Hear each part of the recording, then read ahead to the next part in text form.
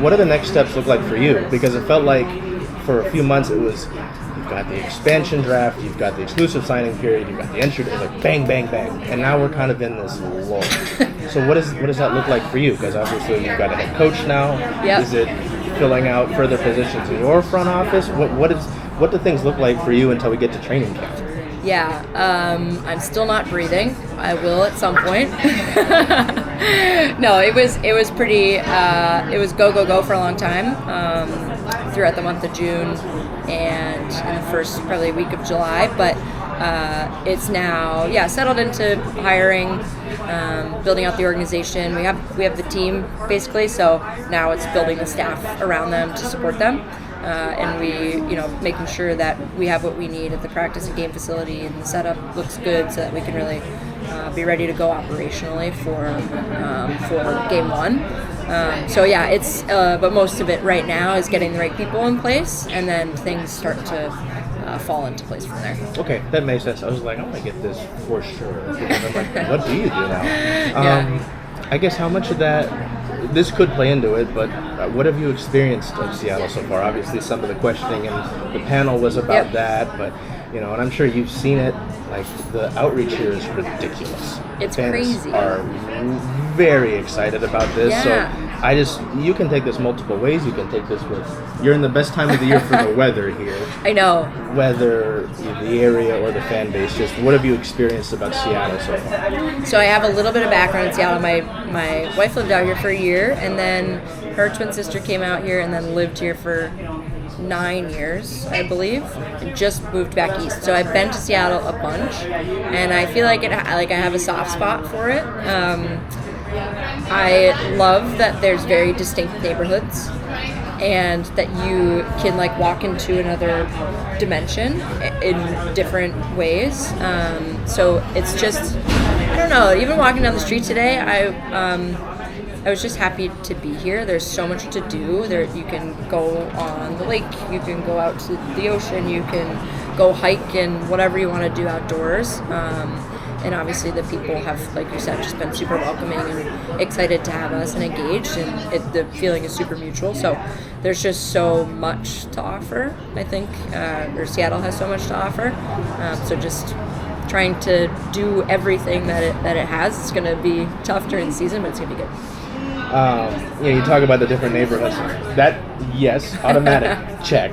But, the LGBTQ plus community, I think of Cap Hill, obviously that's a big one, but it's obviously a very important part of the Seattle community here, as well as the women's hockey community. How do you hope to kind of engage that community and maybe turn them into fans? Because, so much of the storm and the rain is built up of that community, and it's important, to see themselves or maybe feel, I guess, safer or more comfortable than in a male-dominated sport, which funny, hockey, whatever. How do you hope to engage that? Because I know some of the conversation with the media tour, and even every time we've heard you before this, over Zoom, has been about engaging the community. So do you have anything in mind yet, or is that still something that will evolve? Yeah, I think, well, first of all, I think it's interacting with people, and just the positive influence of those interactions, but it's also... and I know Maddie's going to do a great job, and the league will do a great job. But when people come into Climate Pledge to see a game, it's a different experience than they might experience in the men's hockey world. So creating fan experiences, on game days, but also not on game days, that are in line with the just how the LGBTQ community operates. I'm part of it, so. There's a lot to do. There's different, I don't know where there was Ottawa, someone had hair cutting. There's different, I don't know.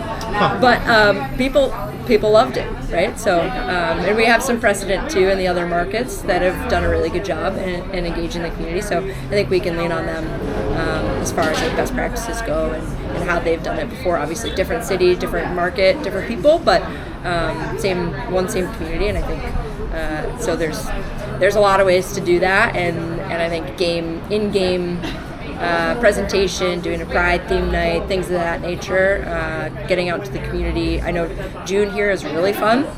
I've been here in June. It's really, really fun. So doing something there. So there's a lot of opportunity. you kind of touched on it first, and I want to maybe get more of a detailed answer on that, but what have the last few months been like for Meghan Turner, the person? Because, you know, it was interesting kind of going through some of your older stuff. Danielle Marner said that she thought you would take her job someday. Or an NHL GM job, which I was like, interesting. GM jobs, maybe not quite the same league, you know, but I'm sure it's a lot. You do mention having ties here, so I'm sure that helps, but like you said, like, are you able to take any time? Are you able to breathe? Is there going to be a time you're going to be able to, like, how do you process all of this? Because it's a lot to start something up from scratch and be part of something historic. Yeah, I've been saying this a lot. I don't do well sitting still, so that helps. But it's always, managing priorities is always difficult no matter where you are. So I think it's just making sure that I am kind of, putting one foot in front of the other, but also carving out time to take a step back and look at that 30,000 foot level to make sure that we're on the right track. So I said at the beginning, haven't breathed yet, but that's okay. It'll get there, but it's all good. So, and I have a great support system around me. Like, my wife's great, my family's great. Danielle has been super supportive and in helping me, just as I have like random little questions that I wouldn't otherwise know who to ask. She's been really great.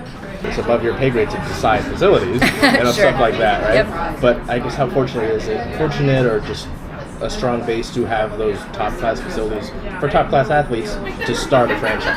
Yeah, absolutely. I mean, they're professionals through and through, these athletes, and so we want to give them facilities that match that and are up to standard because that's what they deserve. So the Kraken have been super supportive.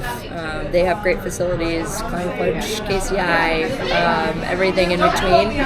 So we've been just working with them in lockstep, and they've been really, really supportive. They have a large team, and they have a lot of people that are really invested in supporting us. And so, it's a top-down thing for them, and it definitely helps that we're all rowing in the same direction and supporting us, because I think overall it just builds the game up better, and that way we can collaborate with them on so many things, but also on the grassroots and getting little boys and girls into the rink who maybe wouldn't normally have stepped foot into a rink or on a street hockey court or whatever it is.